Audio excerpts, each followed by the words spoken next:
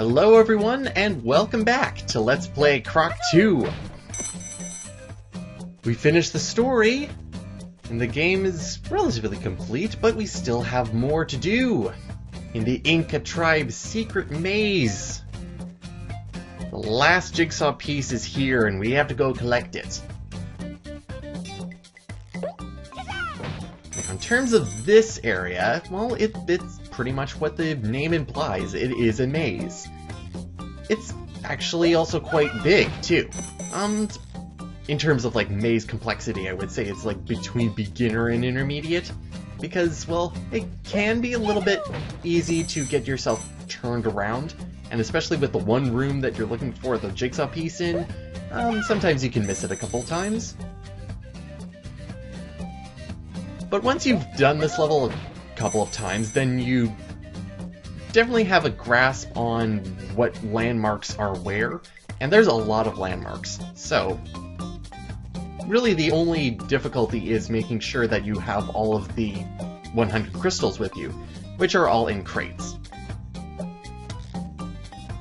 Which is what I seem to still have a little bit of trouble doing, because, well, even though I've run through this level a bunch of times, I can still kind of get turned around a little bit.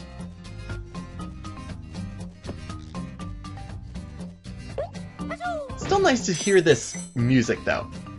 Like, I will say one thing about the Inca village music, is that it's arguably my favorite. In fact, the Inca village is probably my favorite overall, because one of the music, and two, it has my favorite level in it, up the waterfall. Yeah, but despite that, there is one thing I want to say about the villages in general, and it's going to be our interesting fact for this video. Now, of course, in terms of promoting the game back then, one of the most touted features of Croc 2 was that there was going to be several themed tribes. So, just having that differentiation between the first and second game, in terms of having different Gobbos doing different things, was kind of really cool and really interesting.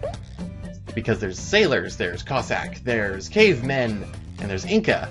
It doesn't really mesh well together, like, when you think about it now, but it was kind of cool to have that different kind of culture. However, there was supposed to be a fifth tribe.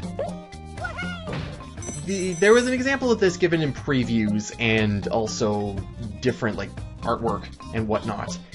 And that tribe was supposed to be the Cowboys and Indians tribe. There's actually a bunch of stuff still lying around about, like, the Cowboy Gobbos. And you can also still see them because, well, on the back of the manual for the game, if you have the manual, it has a picture of all 5 Gobbo tribes, including the Cowboy Gobbo, right there, right underneath, like, the Tips hotline. And in addition to that, there's also a really cool piece right here that I honestly really like, because it just kind of is really showy, showing off a bunch of the different characters, some of the bosses, in kind of a different light than what you see in the game.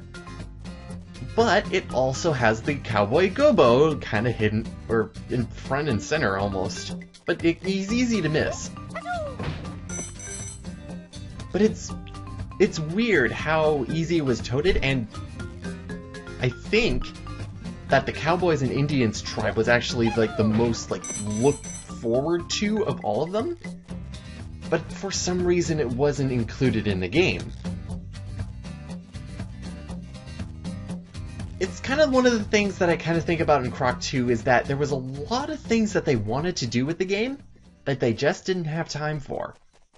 And I'll get into that in due time, probably in the next and last video, where I'll kind of, like, sum up my thoughts about the game and relatively, like, the Croc games in general. And this is kind of what I mean in terms of going around this maze all the time, because, well, I'm still missing something. One little box has eluded my reach, and of course it's in the one path at the very beginning that I did not go through. There we go. Yeah, if you still haven't found the room with the jigsaw piece in it, you should have 95 crystals, because the last crate is with the piece.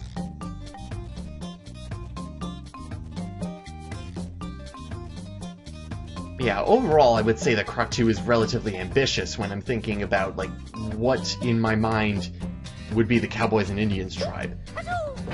But here we go! All 100 crystals were fully healed, because we didn't get that in the last time, but we have the fourth and final jigsaw piece. Let's collect it and see what it does.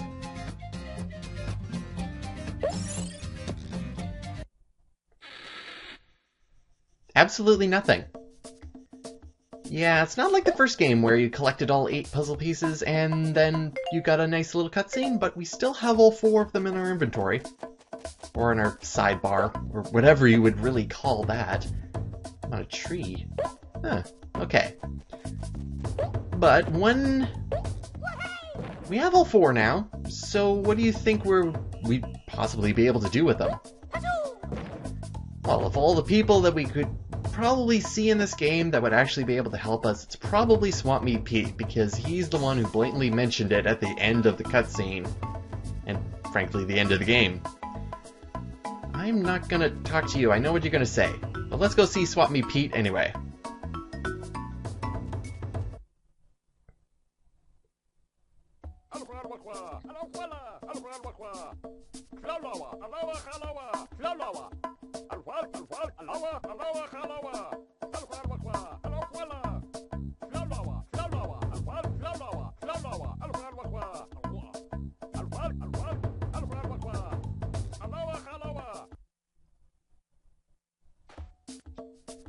And so we have reached the Secret Worlds. Technically known as, well, the Secret Worlds, actually. But Dante's dark and twisted worlds, which are completely and utterly disappointing. I honestly, when I started picking up this game again in order to do this playthrough, I didn't remember anything about what the Secret Worlds actually looked like. And, well, of course, my imagination ran away with me. Really, I'm just looking around here and pretty much going like, well, it's absolutely the same, except for this box here, which is guarded by 5 colored crystals. Inside is an egg. But otherwise, all they've really done is kind of replace the Gobbos and put in all these devil dantinis everywhere. But the world structure is a little bit different, because each of the doors that are open to us actually just give us 5 small rooms.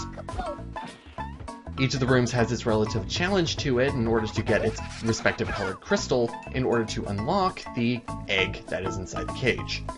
So that's pretty much what these next 3 secret worlds are going to be like, because we have to do the Sailor Village, the Cossack Village, and the Caveman Village, because they all follow the 5-level rule.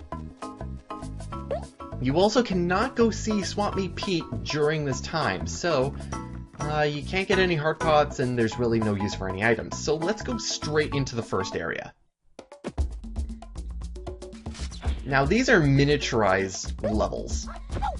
Pretty much just kind of showcasing like one room or area that is in a level. Not necessarily respective to the door that you go into, but it is going to be reminiscent of one of the levels that you have done.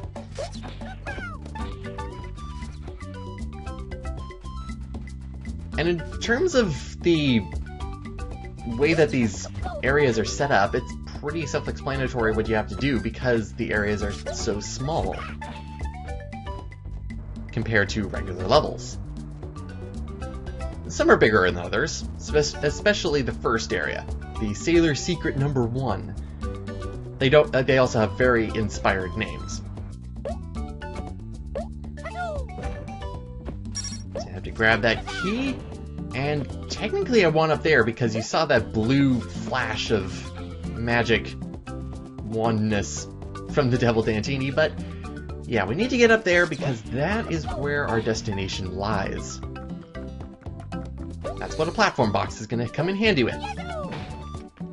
If the camera would help at all. I'm just going to say this, the camera in this game is not that great. Like, there's their transition away from tank controls in the first game was not smooth. And frankly, like, camera controls in the first game weren't that great either. But when they're trying to improve it, they kind of didn't. And with that, we have our first colored crystal, and pretty much all we need to do is just kind of go on to the next door, where the next level was, and now the next secret is, such as secret number 2.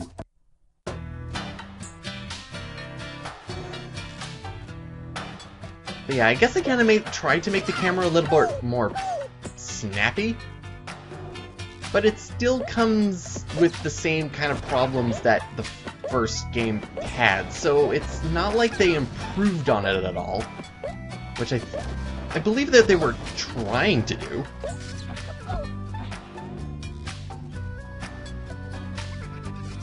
So in all honesty, I just think the camera is, well, flawed in all respects.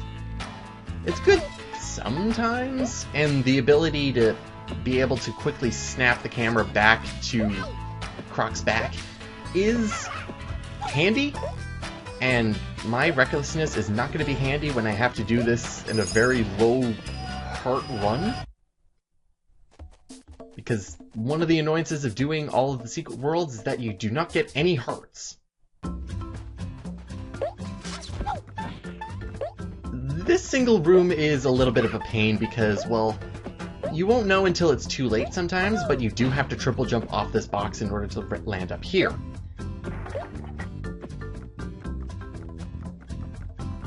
In some cases, this kind of error is annoying because you don't have an exit, but in this case, well, if you're going to make that mistake, you do have an exit, so they kind of thought ahead about that. But I'm just going to go fly through all of these. In terms of the next 2 worlds, I'm not going to be even really showing the transition between all of the areas because that's just kind of wasted time. So instead, for pretty much the rest of this video and also pretty much the rest of the LP, I'm just going to be discussing what I feel about the game in general. I've already talked about camera, I've already talked about, well, something else that I was completely blank on, but hey, crystal number 4! Right, ambition. I talked a little bit about ambition, but I'm gonna save that for a little bit later because, well, when I'm thinking about Croc 2, all I'm thinking about is pretty much all the ideas that it had. In terms of music, though, I will talk about that right now. The music is still relatively good, but I don't find it as memorable because it's not as original. A lot of the music in Croc 2 is remixed off of the the first game. There's not a lot of new tracks, and certainly the new tracks are not up to par with the game's previous tracks, or the previous game's tracks. Like, for instance, when I'm kind of thinking about Croc, I'm thinking about, like, the jazzy, peppy tones of the desert world. Especially the desert world, like, overworld music in the first game. There's nothing like that in this game, and I wish there kind of was.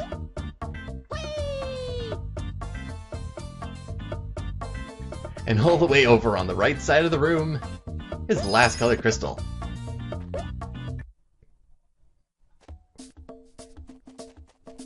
So yeah, I won't really go into details about it because there's not a lot of details to go into. But yeah, the music still gets me through in terms of, like, the annoying parts, but otherwise, well, the music is not as memorable. And with that, we have unlocked the first egg of 3. It looks like it's about to hatch. But with this, we collect the egg, and we'll be moving on to the next world, which we will tackle next time with the last video.